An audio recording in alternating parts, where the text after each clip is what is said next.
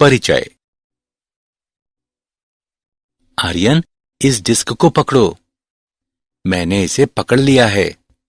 अब डिस्क को पकड़ने की तुम्हारी बारी है। मैं इसे पकड़ लूंगा। देखो, तुम्हें चोट ना लगने पाए। ध्यान से।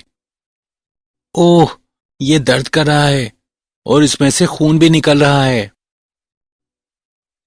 आर्यन, ये देखो, चोट पर एक परत बन गई है और खून बहना भी रुक गया है। ये कैसे हुआ? यश, चोटों पर कार्य करने की ये हमारे शरीर की अपनी क्रियाविधि है।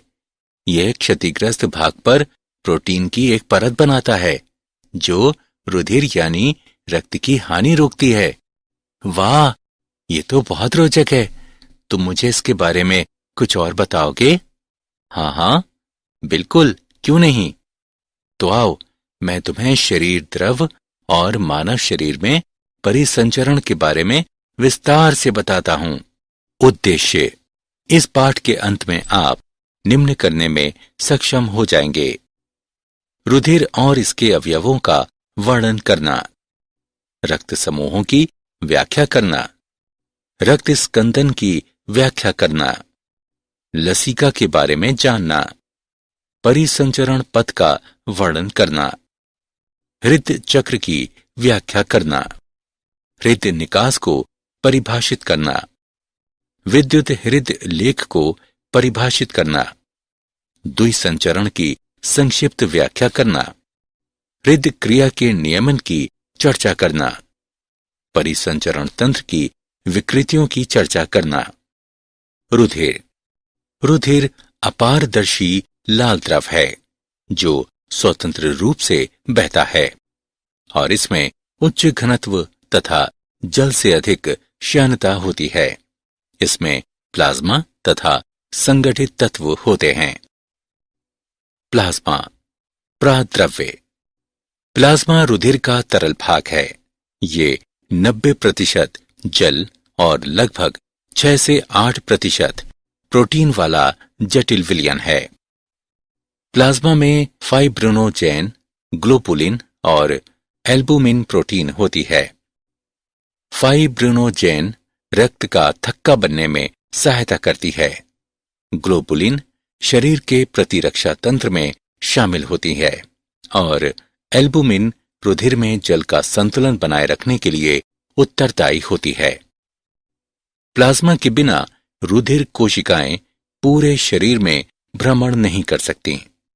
स्पष्ट तरल जो स्कंदन पर रुधिर से पृथक किया जाता है सीरम कहलाता है। संगठित पदार्थ। संगठित तत्वों में इरिथ्रोसाइट, ल्यूकोसाइट और प्लेटलेट्स शामिल हैं। इरिथ्रोसाइट ये लाल रुधिर कोशिकाएं भी कहलाती हैं। ये मानव शरीर में सभी कोशिकाओं के बीच सबसे अधिक होती हैं। लाल रुधिर कोशिकाओं और हीमोग्लोबिन का कार्य फेफड़ों से शरीर के सभी ऊतकों तक ऑक्सीजन ले जाना होता है और ये उपापचय के अपशिष्ट उत्पाद कार्बन डाइऑक्साइड का भी फेफड़ों तक परिवहन करती हैं, जहां ये उत्सर्जित होता है। ल्यूकोसाइट श्वेताणु। ल्यूकोसाइट या श्वेत रुधिर कोशिकाएं प्रतिरक्षा तंत्र की कोशिकाएं हैं जो संक्रमण से लड़ती हैं और संक्रामक रोगों तथा बाहरी पदार्थों से हमारे शरीर की सुरक्षा करती हैं। श्वेत रुधिर कोशिकाएं 2 प्रकार की होती हैं, ग्रेन्युलोसाइट यानी कणिकाणु और एग्रेन्युलोसाइट यानी अकण कोशिका।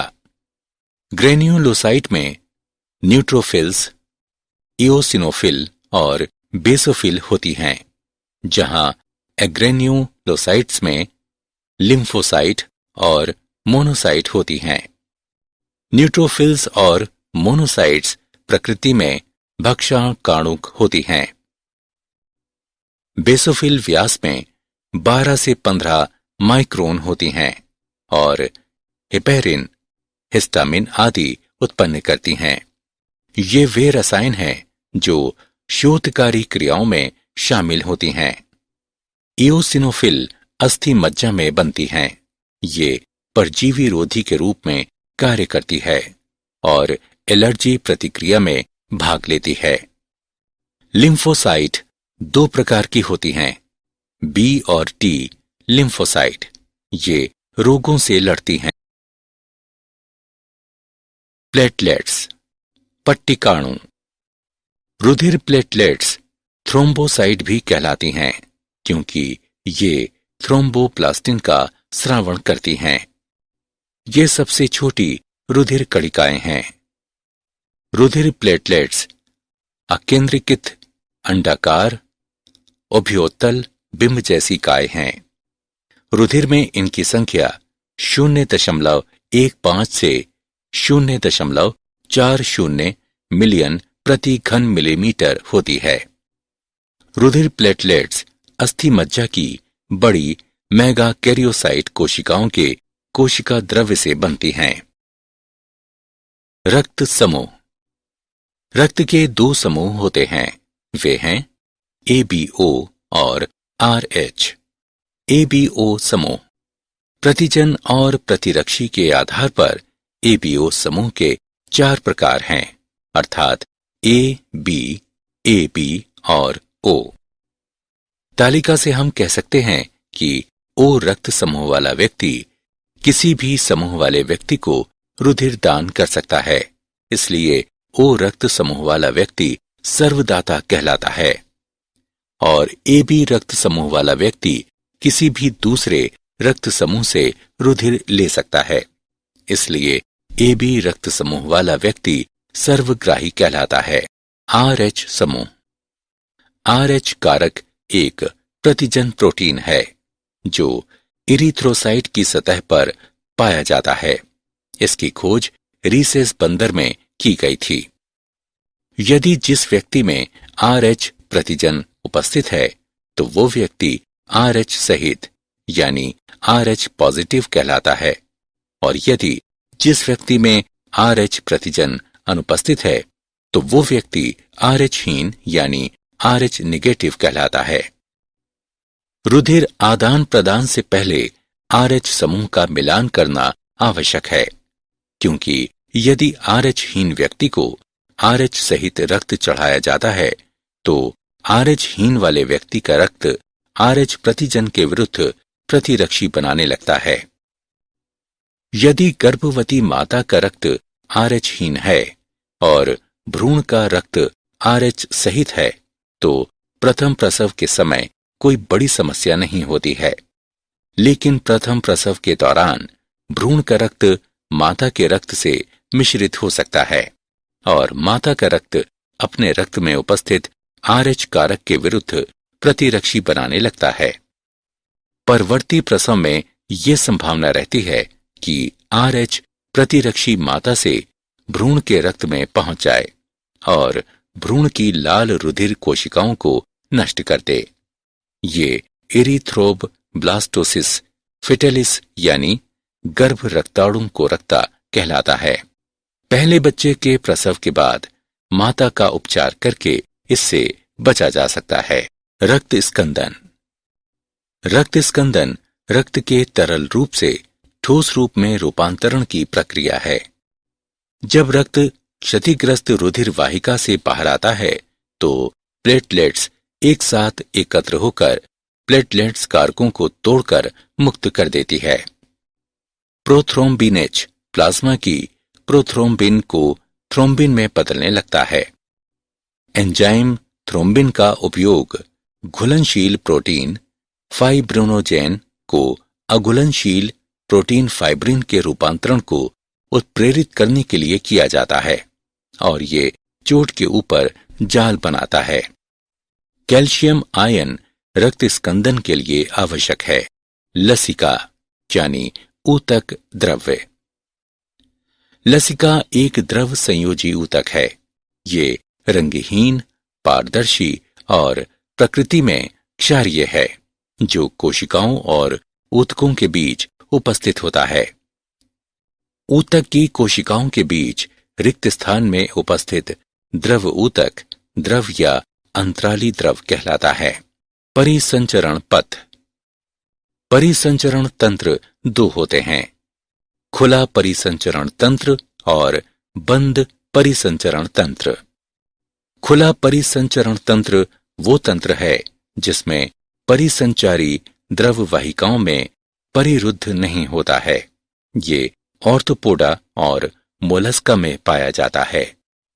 जबकि बंद प्रकार का परिसंचरण तंत्र वो तंत्र है जिसमें परिसंचारी द्रव वाहिकाओं में परिरुद्ध होता है। ये स्तनधारियों में पाया जाता है। मानव परिसंचरण तंत्र। हृदय कशेरुकी में कक्षों से बना हुआ एक पेशी अंग है जो संपूर्ण परिसंचरण तंत्र में रक्त के प्रवाह को बनाए रखता है। हृदय आवरण कहलाने वाली दोहरी भित्ति की थैली में बंद होता है जो बाहर तंतुमय और अवितान्य परत तथा एक भीतरी सीरमी परत की बनी होती है। दो परतों के बीच का रिक्त स्थान हृदयावरणी द्रव कहलाने वाले द्रव से भरा होता है और ये हृदय की दीवारों और आसपास के ऊतकों के बीच घर्षण की रोकथाम करता है। मानव हृदय 4 कक्षों का बना होता है, 2 आलिंद और 2 निलय। आलिंद ऊपरी सिरे पर जबकि निलय पश्च सिरे पर स्थित होते हैं। 2 आलिंद एक अंतर अलिंदी पट द्वारा अलग होते हैं जबकि 2 निलय अंतर निलयी पट द्वारा अलग होते हैं। अलिंद और निलय अलिंद निलय पट द्वारा अलग होते हैं। दाएं अलिंद और दाएं निलय के बीच का छिद्र त्रिवलनी कपाट द्वारा घिरा होता है जबकि बाएं अलिंद और बाएं निलय के बीच का छिद्र द्विवलनी या मिट्रल कपाट द्वारा घिरा होता है। अलिंद निलय कपाटों के नुकीले सिरे कंडरा रज्जु द्वारा निलय भित्ति से जुड़े होते हैं। हृदय को जाने वाली 2 प्रमुख धमनियां फुफ्फुसीय धमनी और महाधमनी हैं। उनके निकास द्वार अर्धचंद्र कपाटिका से घिरे होते हैं। हृदय की दीवार हृदय पेशियों की बनी होती है। पूरे हृदय में एक विशिष्ट ऊतक को वितरित किया जाता है और नोडल ऊतक कहलाता है। 2 पर्व शिरा अलिंद पर्व और अलिंद निलय पर्व होते हैं। शिरा अलिंद पर्व दाएं अलिंद की ऊपरी दीवार में स्थित होता है। ये हृदय संकुचन का समन्वय करता है और ये हृदय के लिए पेसमेकर के रूप में कार्य करता है। अलिंद निलय पर्व अलिंद निलय पट के निकट दाएं अलिंद में स्थित होता है। अलिंद निलय पर्व से नोडल रेशों का एक बंडल दाएं और बाएं बंडल में विभाजित होता है। उसके बाद ये शाखाएं अपने संबंधित किनारों के निलियों में पुरकिंजे तंतु कहलाने वाले छोटे रेशों में विभक्त हो जाती हैं। दाएं और बाएं बंडलों वाले ये तंतु हिच के बंडल कहलाते हैं। औसतन हृदय में 72 स्पंदन प्रति मिनट होते हैं। हृदय चक्र। प्रारंभ में हृदय संयुक्त अनुशिथिलन में होता है जिसका अर्थ है कि चारों कक्ष शिथिल अवस्था में हैं। जब त्रिवलनी और द्विवलनी कपाट खुले होते हैं तो रक्त फुफ्फुसीय शिराओं और महाशिरा से क्रमशः बाएं और दाएं अलिंद से होते हुए बाएं तथा दाएं निलय में प्रवाहित होता है। इस अवस्था में अर्धचंद्र कपाटिका बंद रहती हैं। अब शिरा अलिंद पर्व यानी SAN एक क्रिया विभव पैदा करता है जो संकुचन के लिए दोनों अलिंद को एक साथ प्रेरित करता है। ये अलिंद प्राकुंचन कहलाता है। इसके कारण रक्त का प्रवाह निलय में बढ़ जाता है। अब क्रिया विभव का संचालन अलिंद निलय बंडल के द्वारा होता है और उसके बाद निलय की ओर हिच के बंडल द्वारा होता है जिसके कारण निलय पेशियां संकुचित हो जाती हैं और अलिंद विश्राम अवस्था में होता है। निलयों के संकुचन के कारण निलयी दाब बढ़ जाता है ताकि रुधिर के विपरीत प्रवाह को रोकने के लिए त्रिवलनी और द्विवलनी कपाट बंद हो जाएं। दाब में वृद्धि होने के साथ साथ अर्धचंद्र कपटिकाएं खुल जाती हैं, जिससे रक्त नलियों से फुफ्फुसीय धमनी और महाधमनी से होता हुआ रुधिर वाहिकाओं में प्रवाहित होता है। निलयी दाब कम हो जाता है, जिसके कारण निलय विश्राम अवस्था में आ जाते हैं और जिससे अर्धचंद्र कपाटिका बंद हो जाती है तथा त्रिवलनी एवं द्विवलनी कपाट खुल जाते हैं और हृदय एक बार पुनः संयुक्त अनुशिथिलन अवस्था में आ जाता है। हृदय स्पंदन में अनुक्रमिक घटनाएं हृदय चक्र कहलाती हैं। हृदय निकास दिए गए समय में प्रत्येक निलय द्वारा पंप किए गए रक्त की मात्रा हृदय निकास कहलाती है। स्ट्रोक आयतन, इसे प्रत्येक विस्पंद में प्रत्येक निलय द्वारा पंप की गई रुधिर की मात्रा के रूप में मापा जाता है। इसका सामान्य मान 70 मिलीलीटर है। स्ट्रोक आयतन और हृदय दर का गुणनफल अल्प आयतन कहलाता है।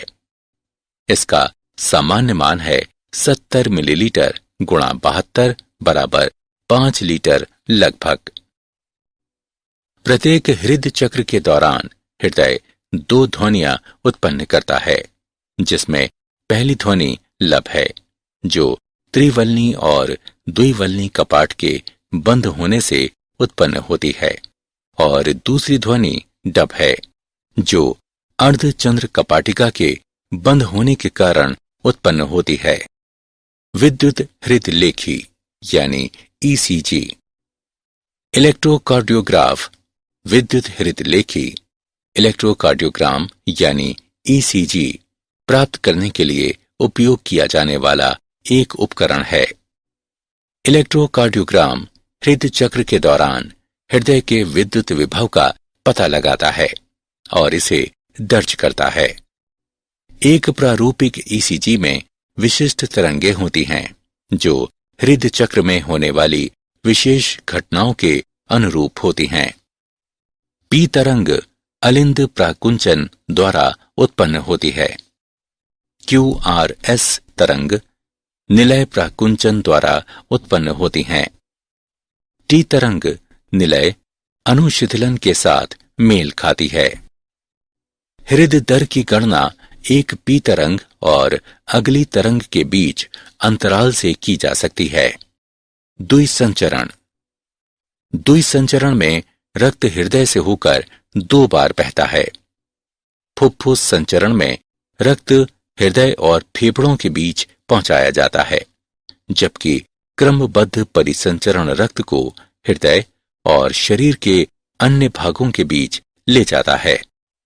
प्रत्येक अंग में एक प्रमुख धमनी होती है, जो इसे रक्त की आपूर्ति करती है, और लगभग एक प्रमुख शिरा होती है, जो रक्त को पुनः हृदय तक ले जाती है। अमाशय और छोटी आंत्र 2 अपवाद हैं। इन अंगों से रक्त यकृत निवाहिका शिरा द्वारा यकृत तक ले जाया जाता है, जहां पचा हुआ भोजन संसाधित होता है। रक्त पुनः हृदय तक यकृत शिरा द्वारा पहुंचाया जाता है। हृदय क्रिया का नियमन। आंतरिक रूप से हृदय की क्रियाएं स्वनियमित होती हैं। मैट्यूला ओब्लांगाटा में एक तंत्रिका केंद्र स्वायत्त तंत्रिका तंत्र द्वारा हृदय की क्रियाओं को संयमित करता है। स्वायत्त तंत्रिका तंत्र का भाग अर्थात अनुकंपी तंत्रिकाएं हृदय के कार्यों को परिवर्तित कर सकती हैं, जैसे कि हृदय स्पंदन में वृद्धि, निलय संकुचन, जिसके कारण हृदय निकास भी परिवर्तित हो सकता है। स्वायत्त तंत्रिका तंत्र का एक और भाग अर्थात परानुकंपी तंत्रिकाएं हृदय के कार्यों को परिवर्तित कर सकती हैं, जैसे कि हृदय स्पंदन में कमी, संकुचन एवं शिथिलन, जिसके कारण हृदय निकास भी परिवर्तित हो सकता है। परिसंचरण की विकृतियां। उच्च रक्तदाब यानी अति तनाव। रक्त के दाब में वृद्धि जो सामान्य मान 120/80 से अधिक होता है, अति तनाव कहलाता है। ये हृदय रोग को बढ़ावा देता है। हृदय धमनी रोग CAD, इसमें हृदय धमनियां संक्रिय हो जाती हैं और हृदय धमनी रोग एथेरोकार्डिये यानी एथेरोस्क्लेरोसिस भी कहलाता है। यह हृदय घात को बढ़ावा देता है। एंजाइना हृदशूल, जब हृदय तक पर्याप्त ऑक्सीजन नहीं पहुंचती है तो परिणाम स्वरूप सीने में दर्द होता है।